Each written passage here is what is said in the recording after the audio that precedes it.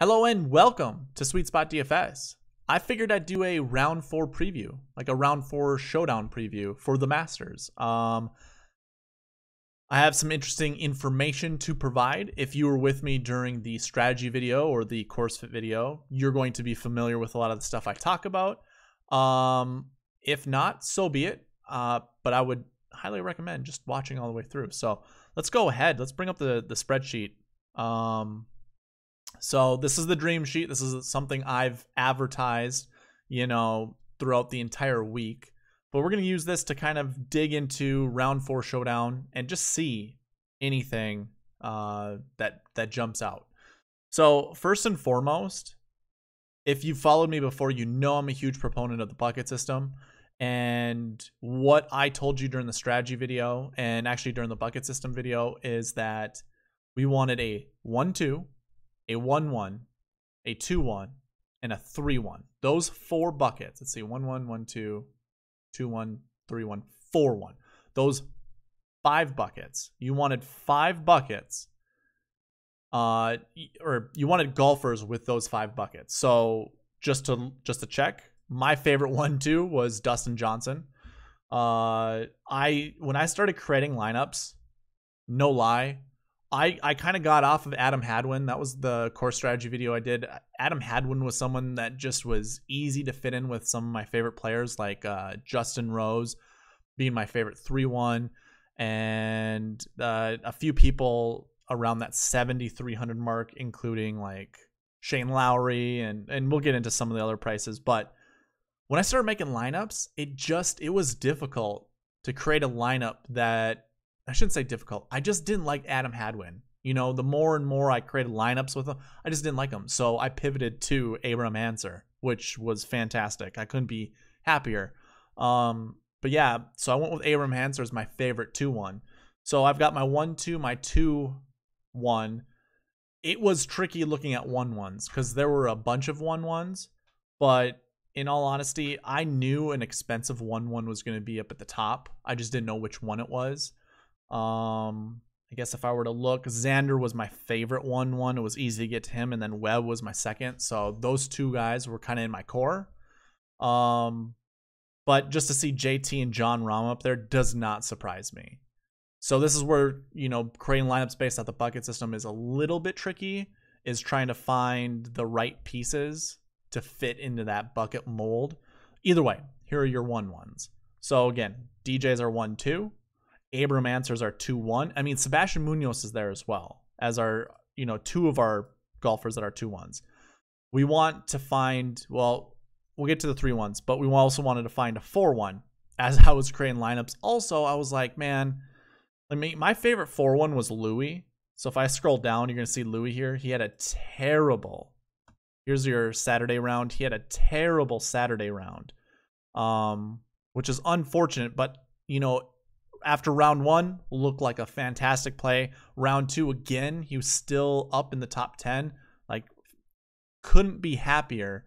And then he goes and shoots a +3. I think he ended up birdieing his last hole, but he was 4 over throughout most of the day. So Louis, to me, is a decent bounce back golfer, if you want to call it that. To shoot well on Sunday.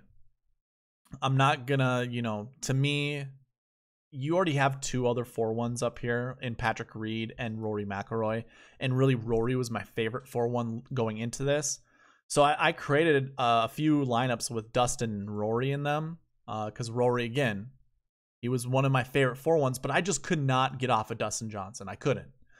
So either way, our 4-1 would be Rory or Patrick Reed. And actually what I was trying to get to was, as I was creating lineups, I'm like, man, Patrick Reed is probably going to be the 4-1 that's going to finish better than all the other 4-1s. Like, if we look, just to look at all the 4-1s, it wasn't a big list of golfers that fell under this 4-1 bucket. But out of all of them, I mean, you had Bryson in there. You had Louis. Louis, to me, was the best value. I know a lot of people like Matthew Fitzpatrick, but I didn't really think much of him. And I sure as hell was not on RCB. Like, he'd been performing really terribly. So either way, that's what led me more on Rory shares than anything. But I mean, I think Rory is just poised to do really well. And if you're going to do a showdown slate, I think you have to include Rory in your lineups. I don't think he's going to relinquish the top 10. And I think he's going to have to shoot, you know, somewhere between 2 and 5 under to stay inside the top 10. I mean, at least 2 under, but I think he's easily going to get to 2 under. And we'll see how, I mean, this is Augusta. So this could be really difficult tomorrow. And if that's the case, 2 under is going to be good. But I also like his scoreability, if you want to call it that. His score opportunities, the opportunities he provides himself. I think he's bound to have a really good round tomorrow. Now, shooting consecutive rounds in the 60 is difficult no matter what golf course you're on. But this is Augusta, so he shot 66 and 67. I'd be happy if he shot 69. We'll see. He's a good golfer. His scoring average, I mean, if we were to look at, you know, recent form, how often is he shooting in the, you know, rounds in the 70? He's shooting 62%.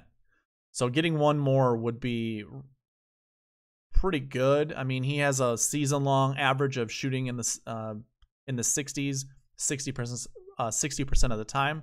So if you wanted to go by just those scoring stats, I think that's wonderful. Or I think that's going to be a good reason to play Rory McIlroy.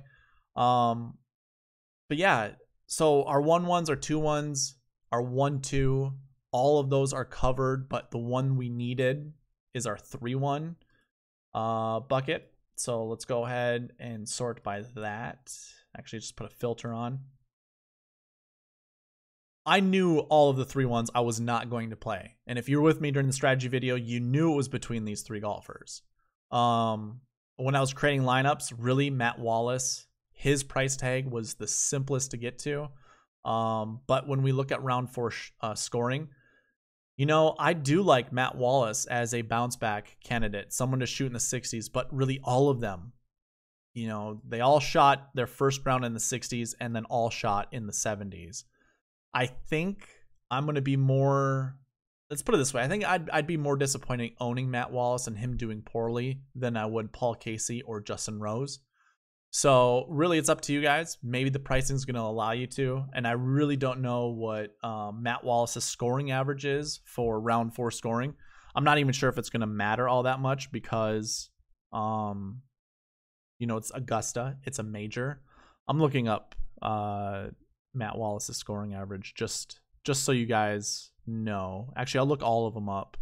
I'm not going to put it on the screen. I don't have something to filter out my DraftKings. I really don't want you guys to see my account information. Not that it's that big of a deal. But let's see here.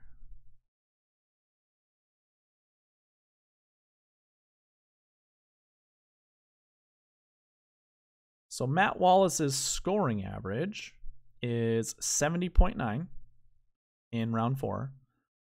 Paul Casey is 70.8, so 0.1 better, and Rosie 69. So if there was one just based off of scoring, it would be Justin Rose. And I think he probably just needs to shoot 4 under to get inside the top 10. I think the easier path is obviously with Paul Casey. Now, when it comes to showdown slates, finishing position isn't going to matter all that much. It's still going to add points, but really it goes by scoring. So who's scoring more birdies? Who's scoring, you know, more eagles or birdie streaks or even bogey-free rounds? Your guess is as good as mine. I really have no idea who is really the best golfer out of all of these guys. If you want to go by experience, it's definitely not Matt Wallace. I think it would be Justin Rose or Paul Casey. Paul Casey's playing a little bit better than Rosie. Oh, actually, I'll take that back. I'm looking at like rounds under 70, the percentage that they shoot under 70, and it obviously looks better for Paul Casey. But when it comes to DraftKings points, Justin Rose is scoring more points. Stat-wise, I mean, if you look at just the recent 7 weeks here, it doesn't look good for either of them. You know, Casey's really looking bad. Rose is slightly better. but both of them are averaging negative tee to green stats. There's actually a really interesting bit that I found out. Not sure why my picture looks darker than usual, but a very interesting stat I found, and this is dating back to 2013. So I did my strategy video, and then Wednesday I just created a bunch of lineups, and I went through and looked at every golfer's strokes gained inside the top 10. There was not a single golfer, and that might be a lie. There might have been one, but I think there was 0 golfers that the season-long stats leading into this tournament where a golfer had negative tee to green stats. So if there was a way to persuade you not to play Justin Rose, that would be it. But everybody inside the top 10 last year, if I go ahead and pull up 2019 and we look at last year's stats,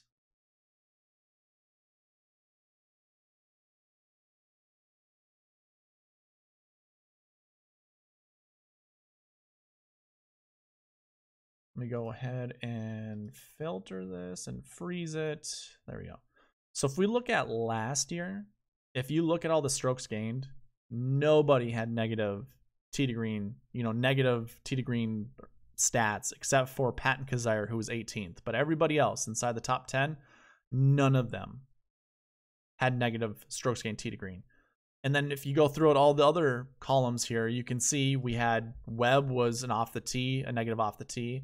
Francesco and Jason Day were negative approach. Like, there weren't a lot of negative stats leading into this tournament. So obviously when you look at all of these golfers, or these golfers that are in the 3-1s, I don't know who you get to. To me, I think it's Matt Wallace because of all the, positive stroke. Well, not all of them. He has one less negative strokes gained stat than Paul Casey, but he obviously has the best stats when it comes to 3-1s. And the reason I'm on 3-1s right now and why I've talked so long and in depth about it is I think we're going to see a 3-1 inside the top 10. And if that's the case, one of these guys is going to have a magical round tomorrow. Let's pull up tee times. I don't know how clear that is on your screen. It looks pretty fuzzy on mine. But if we were looking, Justin Rose is playing with Louis Oosthuizen and Nick Taylor. I think that's a wonderful pairing. Where was Matt? Matt Wallace is playing with Adam Scott and Lee Westwood. I really think Matt Wallace has the best tee time pairing out of the bunch. And where's Paul Casey? Paul Casey. He's playing with Corey Connors and Cameron Champ, which I don't think is terrible either. I'm going to give the slight edge to Matt Wallace. Like, I would want Matt Wallace to do well, just because of how much I'm playing him. But obviously that pessimist in all of us is kind of talking to me going, the more you talk about him, the less likely he's going to do well. So hopefully Matt Wallace is the guy. But I just wanted to point that out because obviously I'm a huge proponent of the bucket system. And if that trend of 3-1s finishing inside the top 10 continues, then we're going to see one of those guys finish inside the top 10. And if that's the case, you're going to want him on your Showdown slate. So if the price is right and you're going through Showdowns, I think you probably want to stay with Dustin. I just don't see there really being that big of an issue. Except for salary, obviously. So now that I say that, really it all depends on salary, how you can fit these guys in. But I'm showing you guys on the screen. If you go by the bucket system, again, you want a 1-2. That could be Dustin. That could also be Brooks. I don't think we're going to see Dustin do poorly. And, I guess when I think about the Showdown slate, a lot of it has to do with just scoring. So really the bucket system doesn't really matter. But if we're looking at finishing positions, so maybe even if you're betting, you can use this information as well. But yeah, 1-2s, 2-1s. I think having Answer or Munoz in your lineup is fine. But maybe you think Cameron Champ finds his way inside the top 10. Like, that's totally doable. Or even Patrick Cantlay is a 1-1 to do better. Totally doable there as well. I will say this, I'm not a huge fan of these fives, last year fives. I mean, we already have one inside the top 10. We really don't see that many last year fives inside the top 10, like not multiples at least. 2014, I guess we had two. We had a winner and an 8th place. 2016, not so much. 2019, we had one that was inside the top 10, and that's it. So, and a lot of them are 5-1s. So at least we have that going for us with like Cam Smith and Kevin Na, but not with Corey Connors. Now, that's not to say he can't do well or he can't do decent. I'm just not going to put my stock into him. So, again, up to you guys. One thing I really like to look at is how many rounds in the 60s someone has shot. Now, if you saw my tweet earlier, I said Cameron Smith and Abraham Answer are really two golfers they're the only two golfers available for the all rounds under 70 bonus that DraftKings does. So that's 5 points. It's going to be difficult for those guys to shoot 4 consecutive rounds at Augusta under 70, but it's possible. And if that's the case, then you want to load up on them. They're not only are they going to place well, but they're going to have, good scoring to do so. So keep that in mind. But let's go ahead and let's see here. What can I do? I'm going to freeze it to here now, and we're going to hide some columns. Let's hide all of this. And what I'm going to do is basically we're going to talk about the likelihood of golfers. I'll hide this as well. The likelihood of golfers shooting in the 60s, because that's kind of what we want to see, right? So recent form, last 7 weeks, rounds under 70, the percentage of their events that they play. What is it? What's the likelihood they shoot under 70? DJ, 75%. So you can almost lock that in. He's going to shoot in the 60s tomorrow. I mean, we'll see. Who knows? Pressure could amount, and maybe he doesn't. But like the odds are in his favor of shooting in the 60s. Cameron Smith, believe it or not, another candidate that's good. And 75% between him and Abraham Answer. Obviously, Abe has one less round under 70. That obviously makes his percentage a little bit less because I'm sure they played in the same amount of events. But really, they both have tremendous rounds under 60. One golfer that does not up here, that's Dylan Fratelli. I'm not sure, obviously this can be improved greatly, but he already has 2 rounds under 70. I'm not sure how I feel about his, and he's not even one of those elite golfers that you off the top of your head, hey, this is a good golfer. And he also has negative, that's strokes gained total. We don't really talk about that. I guess he's doable. Like for, he's got the tee green. I guess those are recent last 7 weeks. We want to look here. Okay, so he does have positive tee to green stats, which is what you want. One thing I want to mention that I have not yet, the names over here, like the columns, what I ended up doing was, this is primarily used off of last year, and it all has to do with their strokes gained, their stats. So basically anyone that had, let's see, where's my 9186? So 9186, and this is simple. I'm just going to go to it. You see Jason Day and Francesco Molinari, 9100, 8600. They both had negative approach stats. Everything else was positive. If I go here and look at the baseline, so these are all of the baseline stats. If we look at 9186, it is negative, everything else positive. So it's kind of like a way to look at trend. So it's like a trend analysis, but looking at negative approach, he falls under that 9186. If I scroll down a little bit more, Webb Simpson, same thing from last year. He also falls into that. So maybe he's a 1-1 you want to play in round 4. Maybe he gets himself into the top 10. Could. We had 2 of them last year. Again, that's what those columns are named after, are Jason Day. Okay, so Webb didn't do it last year, but Francesco Molinari and Jason Day, 91.86. There they both are. Also, like, grab 3 was you want 3 of these golfers are going to finish inside the top 10. Again, there's Cantlay. Maybe Cantlay is a good enough reason to play. I mean, he does well here, and he only has 1 round in the 60s. So the likelihood of him shooting in the 60s again, probably pretty high. I mean, season long, 47.92, not terrible. And that was from last year's, like all of 2020. Currently this year, 66.67. So, like, he's playing well enough. He's scoring well enough. Maybe it drops down a little bit, you know, by not shooting the 60s in round 4, but the odds are there. That's all I'm saying. The odds are there for him to shoot in the 60s.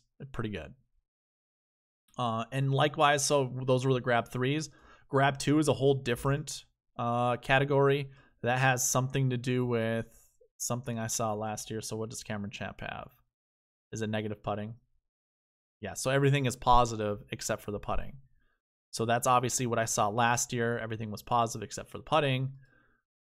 Putting negative. That was the top 12, though. I'm sure I probably included it just because, but everything else was positive. Tee to green, off the tee, approach, around the green. Same thing with the golfers I just showed. You know, Cameron Champ and John Rahm. So you could go with that. Maybe John Rahm just stalls and he ends up still finishing inside the top 10, but does not have a good round tomorrow. But maybe he does. Same with Cameron Champ. Maybe Cameron Champ continues to move up. You know, it's possible. And again, those are trends, but they're trends worth following. The Finau column was everything was positive except for around the green. We already have that with Sungjae up here. So, you know, maybe that's a reason why you stay with Sungjae, or you just don't play Sungjae or anybody else that has negative around the green. Let's see here. I mean, I X'd out Fratelli, but Fratelli is really close to being both Finau and the 91.86 column because he has negative putting and negative approach. But I don't know, you know, I think Fratelli is just a candidate to do poorly tomorrow.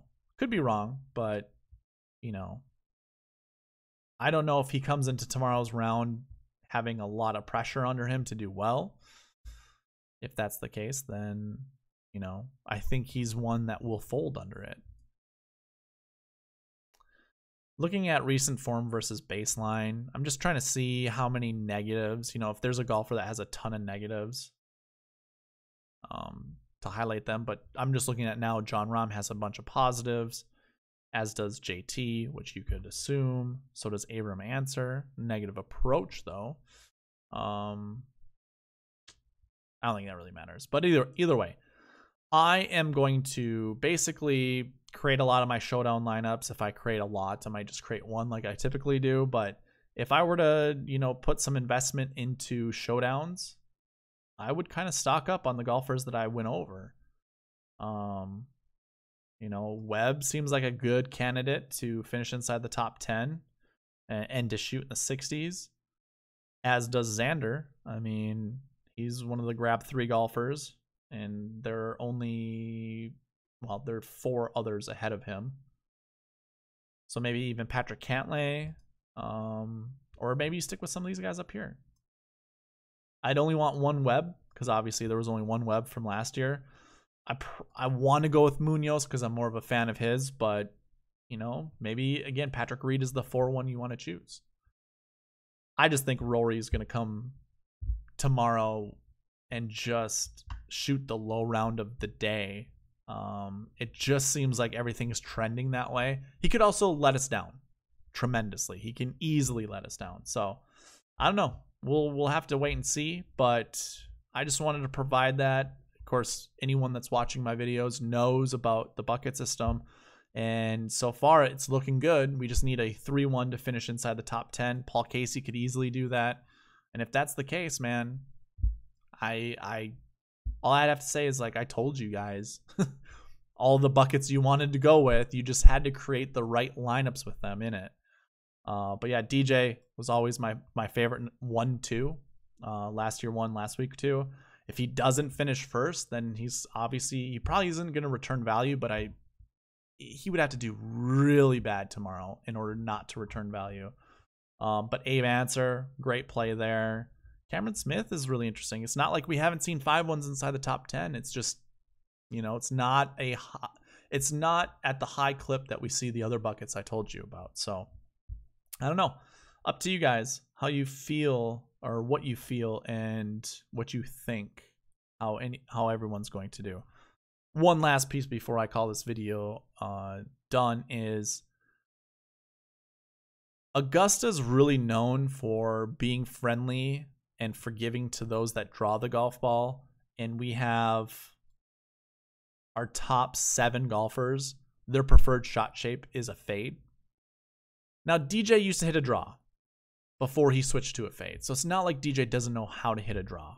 In fact, if you watched one of my earlier videos in the year, I think it was like Zozo or CJ Cup, the last time we saw DJ, like I was really liking his form because he was shaping shots both directions. And when that happens, and you have good control over that, it's just a recipe for success. Same thing applied with Rory. Rory was shaping it both directions as well, but obviously his preferred shot shape is a draw. But yeah, JT and John Rahm, they can hit draws, but I gotta say I've never really seen them hit one where it really matters. But they're obviously leaving themselves shots into the green where a draw really isn't necessary. Now I do have notes in here that these golfers can shape it both ways. So, and that's me seeing them successfully shape it, like a draw into a hole and leave, a really good putt. But yeah, I thought it was interesting. I just wanted to share that before ending this video. So I don't know. Hopefully that's good enough for you guys. And thank you for watching. Please leave a like, comment, subscribe, all that good stuff. And let's do well tomorrow. Let's do well for the Masters. All right, see ya.